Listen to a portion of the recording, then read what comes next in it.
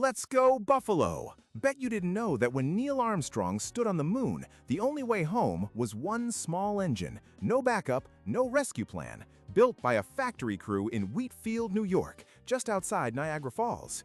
If it fired, he came home a legend. If it didn't, he stayed there forever. 57 years ago this week, the whole world watched the moon landing. What nobody tells you is how much of it was made right here in Western New York. This is that story. Start with a problem nobody thinks about. Before you can land on the moon, you have to pick a parking spot from nearly 250,000 miles away. In 1966, nobody knew for certain what the lunar surface would do to a spacecraft that tried to set down on it. NASA needed pictures, sharp ones, close ones, and the cameras that took them came from a company every Western New Yorker knows by heart, Eastman Kodak in Rochester. Between 1966 and 1967, NASA sent 5 lunar orbiters circling the moon, and the imaging system riding inside was built by Kodak. These were not vacation snapshots. The orbiters photographed the moon in remarkable detail, mapping the surface so mission planners could find ground flat enough, smooth enough, and safe enough to land on. The site Apollo 11 aimed for, the Sea of Tranquility, was scouted by pictures from Rochester-built cameras. And when Armstrong and Aldrin finally walked the surface, the film in their cameras, and a special close-up camera for photographing the lunar soil itself, also Kodak. So before a single boot ever touched the moon, Western New York had already seen it up close. But seeing the moon and getting there are two very different problems, because the rocket that had to make the trip had a steering problem. To throw 3 men at the moon, NASA built the Saturn V, a machine of almost unimaginable power. But raw power is useless if you can't aim it. A rocket like that doesn't steer with fins, it steers by swiveling its own engines, physically tilting those enormous nozzles in mid-flight. The muscles that did the swiveling, precision hydraulic actuators, each one about 5 feet long and 300 pounds, came out of a quiet company in East Aurora, New York called Moog. Its founder, Bill Moog, had invented the modern servo valve, a device that turns a tiny electrical signal into huge, exact movement.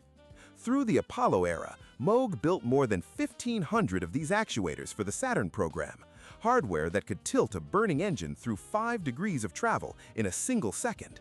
So when a Saturn V climbed off the pad and threaded itself into the sky, East Aurora was helping steer the moon rockets of the era.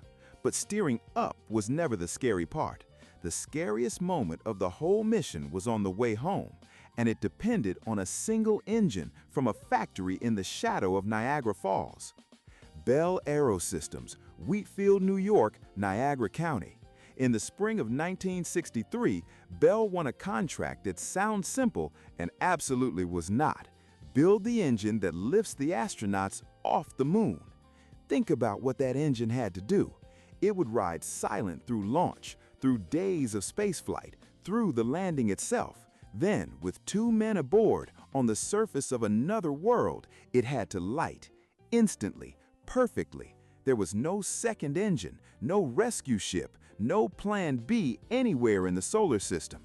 If that engine failed to fire, Neil Armstrong and Buzz Aldrin would be stranded on the moon in front of a watching world with no way home. As one Buffalo newspaper put it, if it didn't work, they'd still be on the moon. So how do you build an engine that is not allowed to fail? You make it simple, brutally simple. Bell's Ascent engine had no ignition system to break. It burned propellants that explode into flame the instant they touch each other. No spark needed. It was pressure-fed, no pumps, no spinning machinery. It didn't even swivel.